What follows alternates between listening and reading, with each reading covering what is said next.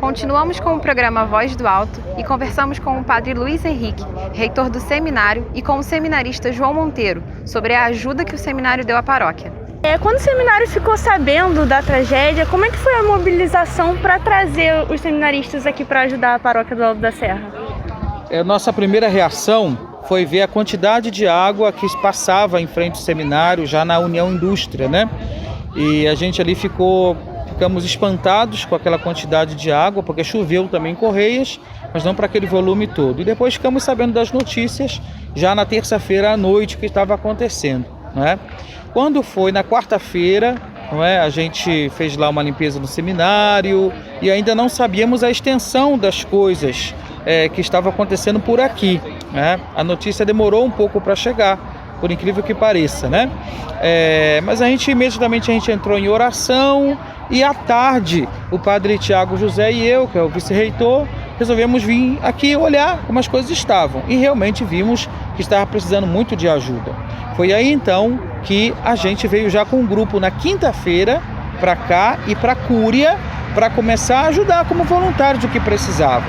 E na quinta à noite, então, numa reunião com o Padre Moisés, o Padre Celestino e outros voluntários da liderança, nós resolvemos colocar todo o nosso efetivo do seminário, se assim posso chamar, todos os nossos seminaristas maiores, número de 45, e mais o propedêutico, à disposição. Então, a partir da sexta-feira, então, nós viemos para cá com todo o seminário, para poder estar aqui trabalhando, porque é lógico, né? No momento como esse, tudo realmente tem que parar para poder ajudar os mais necessitados, né? E foi essa a nossa atitude. Temos que fazer alguma coisa para colaborar.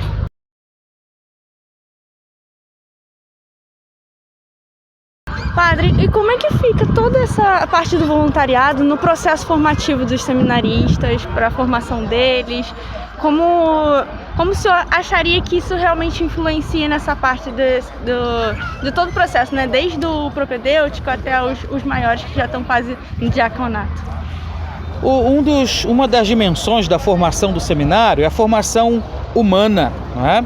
E esta formação ela está dentro de um projeto para 8, 10, 11 anos dentro do seminário, para um jovem, para formar e fortalecer sua personalidade e tudo mais.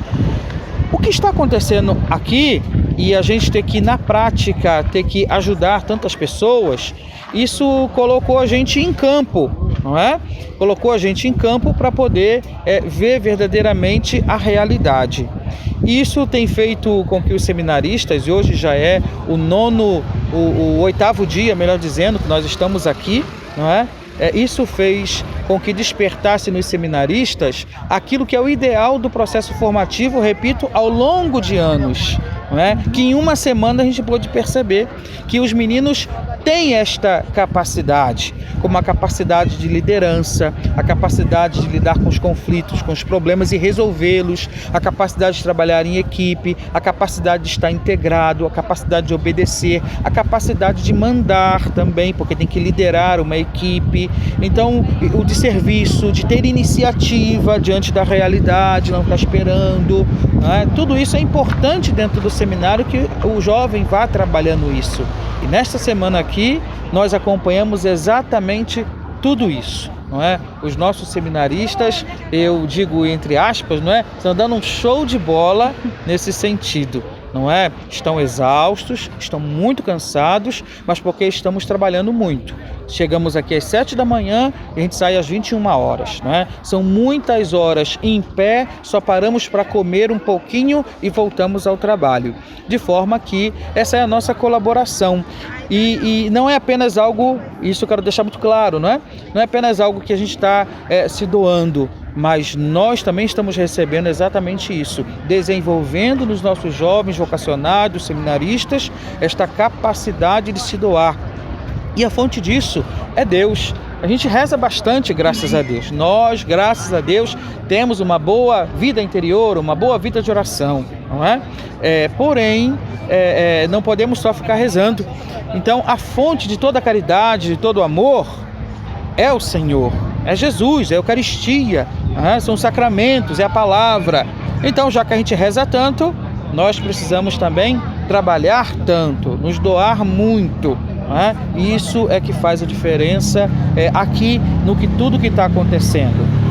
Em meio a toda essa tragédia, tudo que aconteceu, nós podemos ainda aprender com tudo isso, principalmente no que diz respeito ao processo formativo do nosso seminário, dos nossos seminaristas. João, o que mudou na rotina do seminário a partir do momento em que vocês vieram para cá para ajudar? Então, desde o 5º dia de seminário, a nossa rotina pode-se dizer que se transformou. Nós somos aí surpreendidos por essa triste e grande tragédia que afetou toda a cidade de Petrópolis, inclusive também o edifício do nosso seminário. E não só lá, como aqui de modo muito especial, nós somos convocados para arregaçarmos as mangas e nos colocarmos em trabalho, junto com o povo, nos recordando também nesse momento, de modo muito particular, das palavras do Santo Padre, o Papa Francisco, pastor com o cheiro das ovelhas, e essa proximidade com o povo, de fato, nos torna capazes de colocarmos o verdadeiro testemunho do Evangelho a serviço de todos. Por isso, quando retomamos a rotina de seminário, já logo no 5º dia, tudo novo, tudo diferente, novos e grandes desafios nos foram colocados. E nossa resposta só pode ser apenas uma: eis-me aqui, Senhor. E nós estamos então já há 6 dias nessa labuta, nesse trabalho de linha de frente aqui na paróquia Santo Antônio do Alto da Serra, nos colocando inteiramente a serviço. E interessante que no dia anterior o nosso reitor dizia para nós em uma reunião que a nossa felicidade, a nossa realização pessoal, ela passa pela nossa vida de entrega e doação às pessoas. Portanto, aquele que se coloca a serviço da evangelização, aquele que abraça essa vocação, a nossa felicidade só será completa e inteira quando nos colocamos inteiramente dispostos a servir aqueles que mais necessitam. E não imaginávamos que no dia seguinte, tão perto de nós, aconteceria tal situação em que a nossa realidade se transformaria e nos colocássemos aqui no dia seguinte, com as mãos no arado, sem olhar para trás, dispostos a trabalhar e, acima de tudo, através do nosso testemunho, evangelizar. Nós sabemos que a Igreja Católica não está dando mais do que um belo exemplo, nós estamos testemunhando a fé que nós professamos já há mais de 2000 anos. Dom Gregório Paixão falou um pouco sobre a ajuda que a Diocese prestou às vítimas da tragédia e nos deixou também uma mensagem de esperança ao povo petropolitano. Estamos aqui com o Dom Gregório Paixão, bispo da Diocese. Bispo, como é que foi a mobilização da Diocese diante dessa tragédia?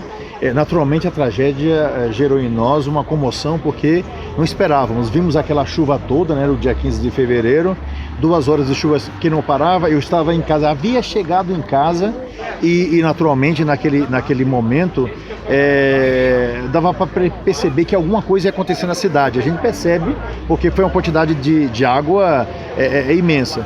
Mas qual foi o resultado? Quando nós soubemos do que aconteceu, a tragédia, imediatamente mantivemos contato com as mais diferentes pessoas da nossa diocese, irmãos que sabíamos que podiam articular naquele momento para que nós pudéssemos entender o quadro e ver como é que nós podíamos agir. Então havíamos obtido informação que havia acontecido uma tragédia no Alto da Serra, então imediatamente falamos com o Padre Celestino, uma mobilização para a região da Filipe, aqui ao nosso lado, do Caxambu e de outros locais. Então foi um movimento imediato para dizer: temos que abrir as nossas igrejas, temos que abrir os nossos salões paroquiais, temos que abrir tudo aquilo que a diocese podia resolver naquele primeiro momento, porque numa tragédia a primeira coisa é acolher as pessoas, depois a gente vê o resto, alimentar as pessoas, depois a gente vê o resto. E foi isso que a diocese fez nesse período. E deixa uma mensagem de esperança para o seu rebanho. Olha, o que eu posso dizer assim que ouvi, inclusive a frase não é minha, que houve enxurrada aqui em Petrópolis, que matou tantas pessoas, e houve enxurrada de solidariedade. Isso é muito bonito, Então o primeiro ponto é isso. Depois, inegavelmente, o nosso povo, que está no alto, no monte, também está junto à cruz do Monte Calvário. Então a palavra que eu digo é que o Cristo ressuscitou, né? A vida cristã não termina na cruz, nós sabemos disso.